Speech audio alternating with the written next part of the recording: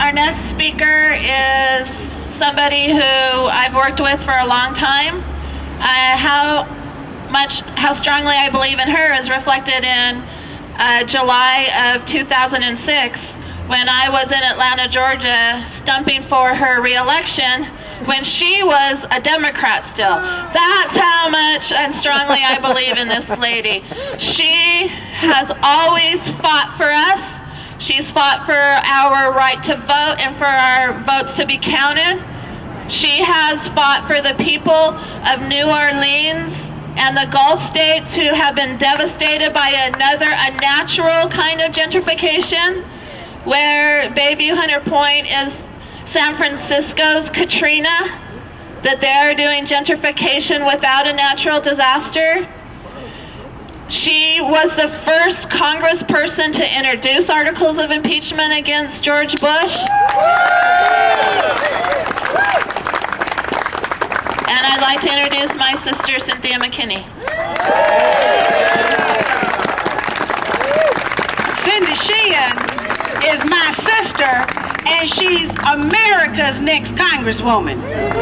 Now, the only elected official that I know of whose approval rating is lower than that of George Bush is Nancy Pelosi. And she has earned every bit of it.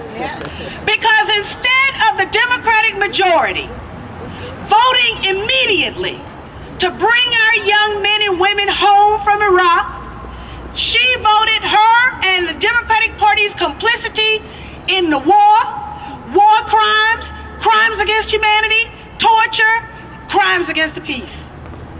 She, instead of immediately passing legislation for a livable wage, she was satisfied to settle for a minimum wage increase. But the unfortunate thing is that you could increase the minimum wage from now until 2013, 70 cents every year, and a family of 4 would still be in poverty. Obviously, increasing the minimum wage is not enough. Immediately, the Democratic majority in the Congress should have voted to repeal the Patriot Acts, but they did not do that. Instead, they enabled George Bush's illegal and un-American spying on the American people. George Bush has committed crimes against the American people, and the highest crimes that are more than misdemeanors. That's right. Not only against us, but against the international community. That's right. Yeah. And impeachment is deserving. That's right. Impeachment is deserving. That's right. She doesn't have the right to go against the will of the American people and take impeachment off the table. Thank goodness that Cindy Sheehan stepped up and decided that she would run against this woman who has betrayed the very values that the Democratic Party espouses and has betrayed her constituents and betrayed all of us and them, because I didn't go to the polls and voted the Democratic majority into Congress. So now, what is it that we must do? First of all, we must never give up. We must never give in. We must remember that there were people who had far less than us, but they did have determination. And with that determination, they were able to change the course of this country. I'm talking about folks in the civil rights movement who faced lynchings and dogs and water hoses just so that their children could go to school. I'm talking about 4 university students who decided that they would sit down so that every American could have a little bit of dignity. And they sat in, and they are responsible, along with millions of other Americans who came to the South. They are responsible for the Civil Rights Act in 1964 being passed, the Voting Rights Act in 1965 being passed. And so you have today a very trite conversation going on about race. Right. Let me tell you, that that conversation is undeserving of the character and the quality of the American people and the American electorate. Amen. We have challenges that face our country, and I know that I visited almost 25 states across this country, and I can tell you that the American people are looking for people who will give them solutions and not bumper sticker slogans. Right. That's what you're getting from the Democrats. That's what you're getting from the Republicans.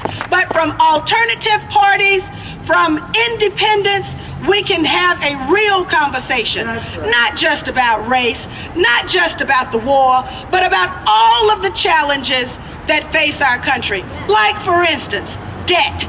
Did she tell you that she raised the debt of this country, the debt limit, to $10 trillion? Wow. And so, as America's needs go unmet, we are ever more increasingly in debt. The U.S. dollar is just a piece of paper. Our president said that the Constitution was just a piece of paper. But we've got to put value into our dollar, just like we've got to put value into our public policy. Yeah. I am so happy to see Cindy step up, but let me tell you, all of you can step up. Every one of us can step up. And Curtis, you need to be on the city council.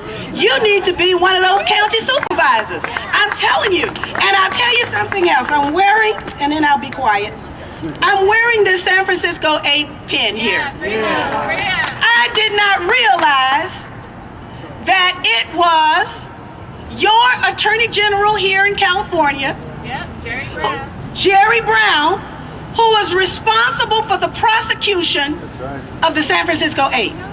Now, I don't know if he's subject to term limits or not, but I can guarantee you he ought to have somebody running against him for daring to take the people for granted in a prosecution like this, an unwarranted prosecution like this. People who betray the values of their constituents do not deserve to be part of the government. The government actually is us. It's supposed to be us. And we have an opportunity to learn from countries where people power has stepped up. And through the power of the ballot, they have changed things.